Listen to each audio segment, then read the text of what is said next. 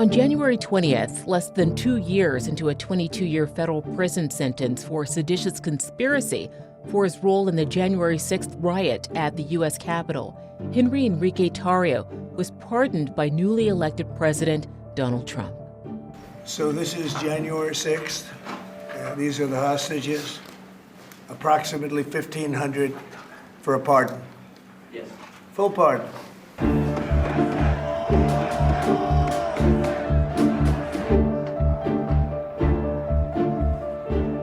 My name is Enrique Tarrio. I just got pardoned by the president for a 22-year sentence that I was doing for not being at the Capitol. And I'm part of one of the greatest organizations in the world called the Proud Boys. Tarrio is the former and possibly current leader of the Proud Boys, a loose nationwide coalition of men who've targeted various communities in the past. USA Today national correspondent and extremism reporter Will Carless had an exclusive sit-down with Enrique Tarrio following his release. There's an awful lot of members of the LGBTQ community. There's an awful lot of people of color in this country who are sitting there really scared right now, particularly if they're in red states. I'm talking about places like, the South, where they look at what's going on in the country and they're terrified.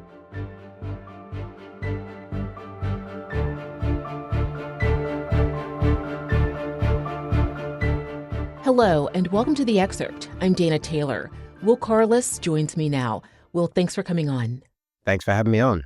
Will, who are the Proud Boys?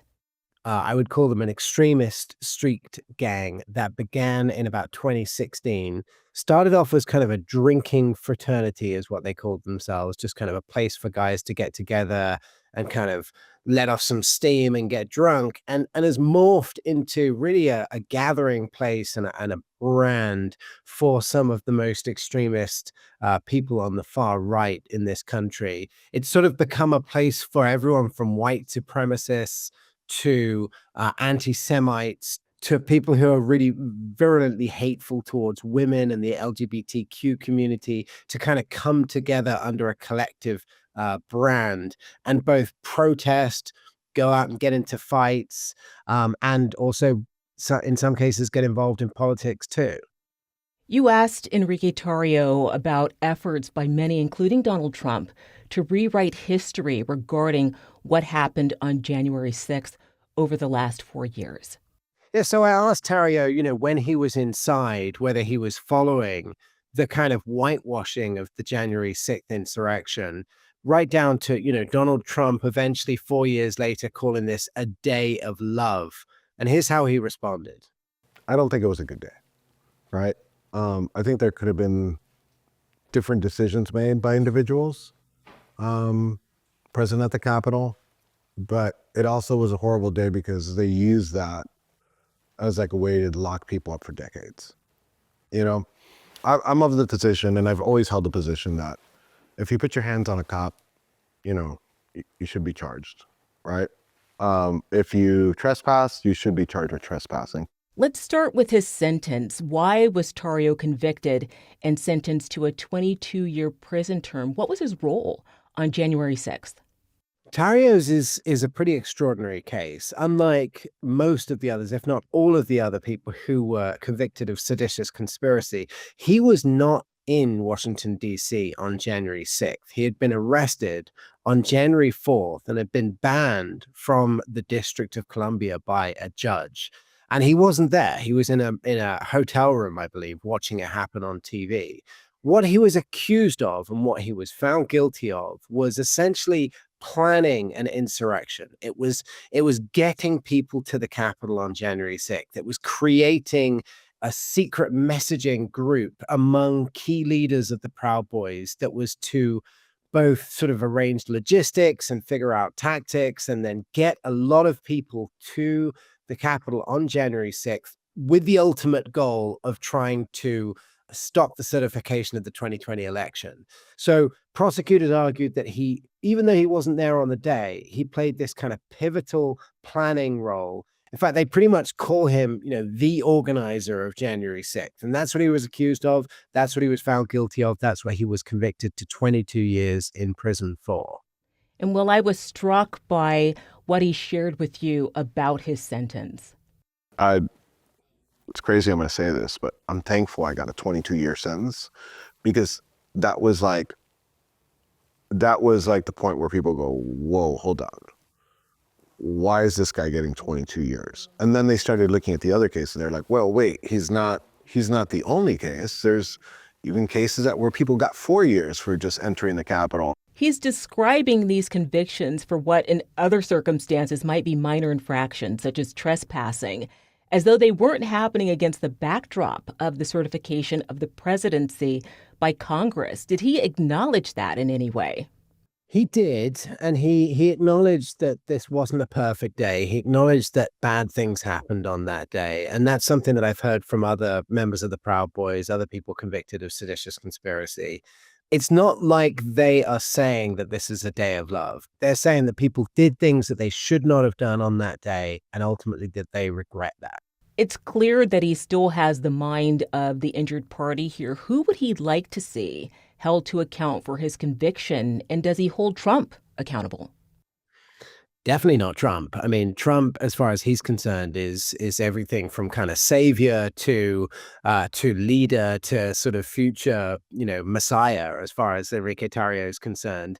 The people he wants to see held accountable are the people who brought him and his fellow Proud Boys and other people involved in the insurrection to justice. So a couple of days before I sat down with Enrique Tarrio, he told the conspiracy theorist and sort of radio host Alex Jones that he wanted people to feel the heat for what had happened to him and his fellow Proud Boys. And I asked him what he meant by that.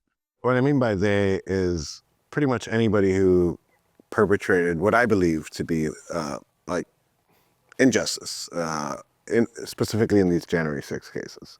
And when I say feel the heat, I want to be clear. Like, I want investigations. In 2020, during a presidential debate, Donald Trump was asked if he condemned white supremacist groups who'd been involved in violent demonstrations. When pressed to answer and condemn the Proud Boys specifically, here's what he said.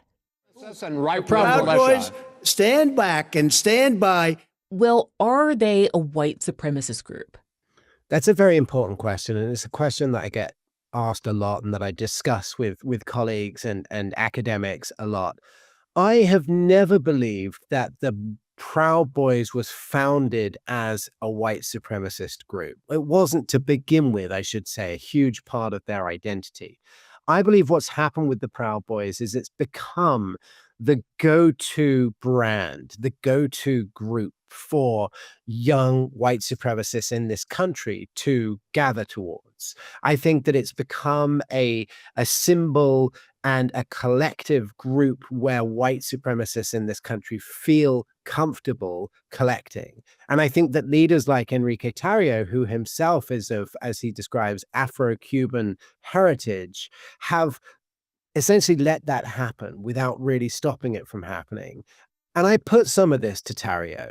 We sat down for a while and I said, look, this is what's happened to your group. Wouldn't you agree? And here's what he said. That's the problem with reporting on us and not doing what you're doing right now, is kind of just, listen, these are who these people are, like it or love it, let the reader decide. But we're not white supremacists. We're not Nazis. We're not anti-Semitic. I'll tell you what, there is no group I do not insult or make a joke about, right? There is no group. I make fun of my own Cubans. I make fun of these honkies and white dudes that I have.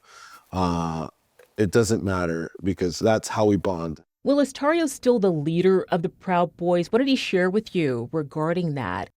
It's really hard to know exactly what's going on inside the Proud Boys at the moment, but the people that literally their job is to research this and to keep on top of this group, to get into their chat rooms and kind of spy on them, essentially. If you ask them, they say, look, there's a lot of question as to whether Tarrio and the other leaders of the Proud Boys have any sway in this group at the moment. There essentially is a big schism inside the group between people who want to keep the group moving forwards as a collective of individual chapters without any sort of central leadership, And that goes up against another group within the Proud Boys that wants to keep the current leadership of Tarrio and Ethan Nordine and Joe Biggs and the other guys who were convicted for seditious conspiracy. So I think the only answer to your question is we don't really know. I think he sees himself very much as the leader. I'm really curious as to what Enrique Tarrio does next. Does he just kind of resurrect his t-shirt printing operation and just live in his parents' house and that's what he does? Or does he try to take on some sort of a bigger civic role? These guys are in a very interesting situation right now where they kind of have this political capital. And so I did ask Enrique Tarrio, what's next for you? Like maybe become a police officer, maybe become do that. I'm a big believer if you want to change the system, you got to change it from within. Okay. So Proud Boys becoming police officers. I mean, that's a good headline. One example. Okay. Don't make it the headline. Okay. But I, in general, I'm just saying, like, become your local councilman, become your local mayor, become your local sheriff. You know, I thought I wouldn't do it seriously, but I thought, like, I ran for Congress, and our police department just changed to a sheriff's office. They just made it a sheriff's office, so now we have to elect a sheriff, and I think it would be unrealistic. I'm just riffing here, but I run for sheriff. I actually win, and it's Sheriff Enrique Tarrio. Stranger things have happened. Stranger things have happened. You pointed out that there are segments of society who are fearful of the Proud Boys. Let's listen to that. There's an awful lot of members of the LGBTQ community. There's an awful lot of people of color in this country who are sitting there really scared right now, particularly if they're in red states. You know, I'm talking about places like, you know, the South, where they look at what's going on in the country and they're terrified. They look at the fact that you got out of prison, frankly, and they're terrified. Do you have a message to those people at all? I think that probably they should join their local chapter. You know, I don't think that fear is based on reality. Like, we've never gone and, like, targeted specific groups because of their color, sexual orientation, or whatnot. What we do target, and I think when I say target, not for like physical or anything, is we target the culture. Like, we target their politics more than we target their identity. In terms of joining the Proud Boys, what you've uncovered through your reporting, what Tarrio says regarding what that entails, doesn't jibe. Yeah, that's right. The Proud Boys have a system of what they call degrees, and this ranges from getting a Proud Boys tattoo to the first thing you have to do is to get sort of beaten up by the members of the Proud Boys while you recite a certain number of breakfast cereals. So there are rules. The highest level of the Proud Boys, I always understood, and what I've been told by current and former Proud Boys, was only attainable if you got into a fight with anti-fascists, with Antifa. And I questioned Tarrio about that because as he's trying to portray this as a sort of non-violent, sort of friendly group, I wanted to push him on that violent aspect of his organization. There's a lot of guys. They have different views on everything. My interpretation is it is a hardship that you have to go through. And if it's a physical altercation, you cannot be the person who initiates that altercation. Like, if you wanted a fourth degree and you're, like, at a rally and, like, you have Antifa on the other side, if you jump a barrier and you run over there and you get in a physical altercation, whether you get your ass kicked or not, because you probably would, because you're going out there alone, that's not a fourth degree. If you can't look for it. The main, I guess here's what my thing. You can't look for a fourth degree. It's the only degree that you can't attain by wanting to attain. Has defined you. Yeah. Well, you also conducted exclusive interviews with 4 of the top people in the Proud Boys organization. What's next for them and their group? That's right. I find myself in the interesting situation of being in a group chat on the app Telegram with the 4 real seditious conspiracists in the Proud Boys at the moment. And we've been talking throughout the week. And I've been asking them exactly that. What's next? And it depends who you ask. But they all have grand plans for the future. I think it's fair to say that. They may not be quite defined yet. These guys just got out of prison, just had this kind of remarkable turnaround in their lives, but they all have big plans. So, for example, Ethan Nordine, who was really the kind of leader of the Proud Boys on the streets in DC on the day of the insurrection, he wants to start a men's organization, a sort of young men's entrepreneurial organization to try and direct men's energies away from the destructive and towards the productive. And he won't really quite go into it. Zachary Rail, who also was there on January 6th and was also convicted of seditious conspiracy, he wants to run for Congress. He's not sure which seat yet, but that's what he wants to do. And then Joe Biggs, he seems, of all the four, he seems to have been most marked by his time inside. And what he wants to do, he told me, was to start a new criminal justice reform organization to try and free some of the people that he believes are unjustly imprisoned and who he talked to during his time in federal prison. So these guys are not shrinking away. They at least they have big plans. Whether, of course, any of those plans come into fruition or whether they just go and get drunk and put on their Proud Boys hats again is anybody's guess. Well, thank you so much for joining us on The Excerpt. Thanks for having me on. Thanks for watching. I'm Dana Taylor. I'll see you next time.